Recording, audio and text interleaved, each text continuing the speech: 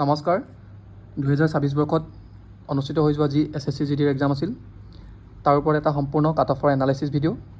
আপোনালোকে এই ভিডিঅ'টো ষ্টাৰ্টিঙৰ পৰা শেষলৈকে চাব তাৰপিছত ইউটিউবত কোনো ধৰণৰ কাট অফৰ ওপৰত ভিডিঅ' চাবলগীয়াৰ প্ৰয়োজন নহয় আৰু এই ভিডিঅ'টো পুৰণি যি 2025ত অনুষ্ঠিত হৈ যোৱা যি এক্সাম আছিল তাৰ ওপৰত তাৰ ডাটাৰ ভিত্তিত আৰু এইবাৰ যি এক্সাম হৈ গৈছিল সেই এক্সামৰ ওপৰত ভিত্তি কৰিহে কাট অফটো প্ৰস্তুত কৰা হৈছে ঠিক আছে 2025 বৰ্ষত আমাৰ অসমৰ বাবে টোটেল পোষ্ট আছিল 3905টা আৰু এপ্লাই কেণ্ডিডেট আছিল 82499টা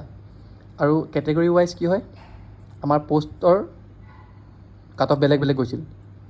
EWSত 8টা পোষ্টৰ বাবে 79 কাট অফ গৈছিল OBCত 1288টা পোষ্টৰ বাবে 40 গৈছিল আৰু যি SC আছিল 344টা পোষ্টৰ বাবে 41 গৈছিল আৰু STত 600টা পোষ্টৰ বাবে 43 গৈছিল আৰু আনৰিজাৰ্ভত 1665টা পোষ্টৰ বাবে 48 গৈছিল গতিকে আমি 2025ত কিমান কাট অফ গৈছিল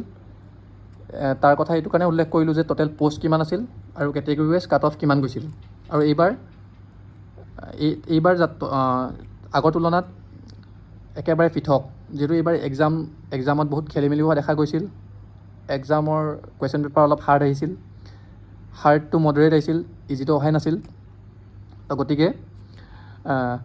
এইবাৰ টোটেল পোষ্ট আছে অসমত 3166টা আৰু কি হয় কেটেগৰী ৱাইজ যিহেতু আমাৰ মিলিটাৰী এফেক্টেড এৰিয়া বুলিও আছে বৰ্ডাৰ এৰিয়া জেনেৰেল আৰু আদাৰ কেটেগৰীবিলাকত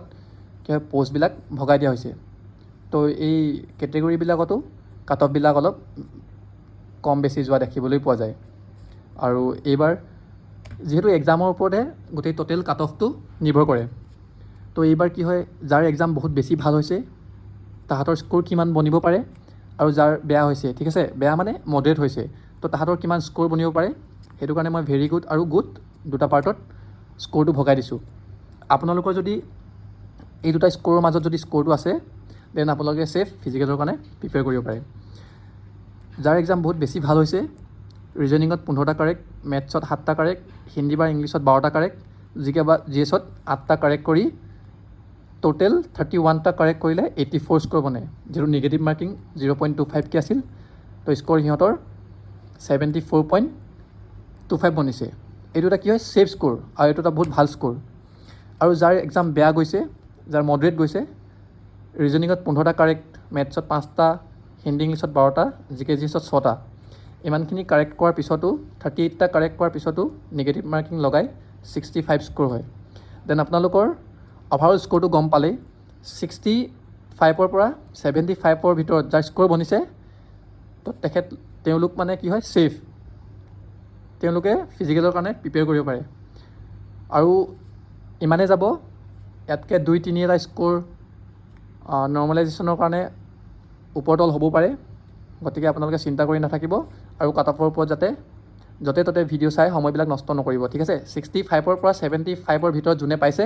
তো একদম মেৰিটলৈকে আপোনালোকে ছেফ বুলি ভাবক তো ভিডিঅ'টো যদি ভাল লাগে লাইক এটা কমেণ্ট এটা কৰি দিব আৰু যদি ছোৱালীবিলাকৰ বিশেষকৈ ছোৱালীবিলাকৰ কাট অফৰ যদি ভিডিঅ' লাগে দেন কমেণ্ট এটা কৰিবা আৰু আগলৈকে যদি এনেকুৱা এক্সামৰ আছাম ৰিলেটেড কিবা এক্সামৰ বাবে টিপছ এণ্ড ট্ৰিক্স লাগে দেন কমেণ্ট এটা কৰি দিবা থেংক ইউ